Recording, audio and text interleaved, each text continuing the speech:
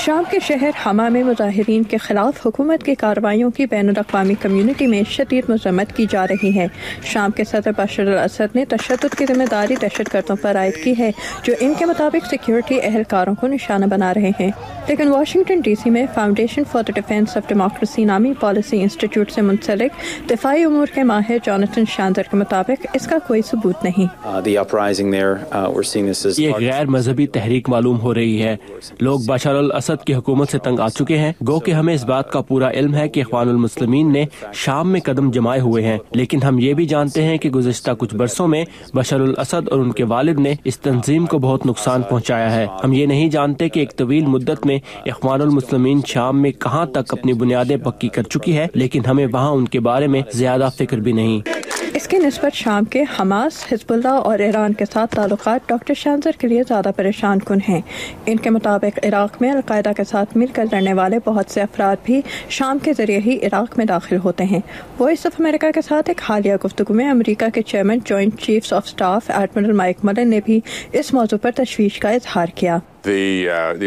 मुझे सिर्फ एक फिक्र है जो पहले भी थी, और वो ये कि अलकायदा के साथ जंग में शामिल होने वाले गैर मुल्की जंगजू बेशतर औकात शाम की सरहद पार करके इराक में दाखिल होते हैं। हम यकीनन इस हरकत को रोकना चाहते हैं। मेरे नज़दीक इस हरकत में काफ़ी हद तक कमी आई है, लेकिन ये बिल्कुल ख़त्म नहीं हुई है। मिस्र में साबिक सदर हुस्नी मुबारक के इक़्तिदार से हटाए जाने के बाद मुजाहिरीन की आवाज़ में मजहबी जमातों की आवाज़ भी शामिल होती नजर आ रही है, लेकिन सियासी निज़ाम में इस्लाह के साथ साथ मिस्र की मजहबी जमातें नफाज़ शरीयत का मुतालबा कर रही हैं। हम इस वक्त गैर मजहबी और मजहबी नजरियात के दरमियान तगोदो की कैफियत देख रहे हैं। इसी मंजरनामे में मिस्र की फौज भी शामिल है जो बज़ाहिर उस पार्टी की सिमत इख्तियार करेगी जो इक़्तिदार में आती मालूम हो। मेरा ख्याल है हम मिस्र की हकीकी शनाख्त कायम करने की गोया एक जंग देख रहे हैं और फिलहाल ये तगोदो जारी है। लेकिन उन्हें ऐसी उम्मीद यमन से नहीं है, जहां सदर अली अब्दुल्ला सालेह को एक तरफ जनूबी खत्ते में अलकायदा से मुंसलिक ग्रुपों का सामना है और दूसरी तरफ अपनी हुकूमत की मुखालफत करने वाले मुजाहिरीन का।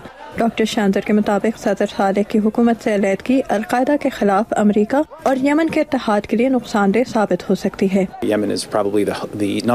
यमन में हुकूमत के जेर निगरानी जेल से अलकायदा के शायद सबसे ज्यादा एहलकार फरार हुए हैं, लेकिन इसके साथ साथ सालेह ने हमें मालूमात भी फराहम की हैं और अमरीका को इस इलाके में इंतहा पसंदी की रोकथाम का मौका दिया है। हुकूमत से उनके बर्खास्त होने के इम्कानात देखते हुए मुझे इस बात की फिक्र है कि आगे क्या होगा। ये मुमकिन है कि सालेह के बाद यहाँ कोई ऐसी हुकूमत इक़्तिदार में आए जो इंतहा पसंदों की हिमायत करती हो। लेकिन एडमिरल मलन का कहना है कि खत्ते में गैर यकीनी के बावजूद यमन का अमरीका के साथ इत्तेहाद मुतासिर नहीं हुआ।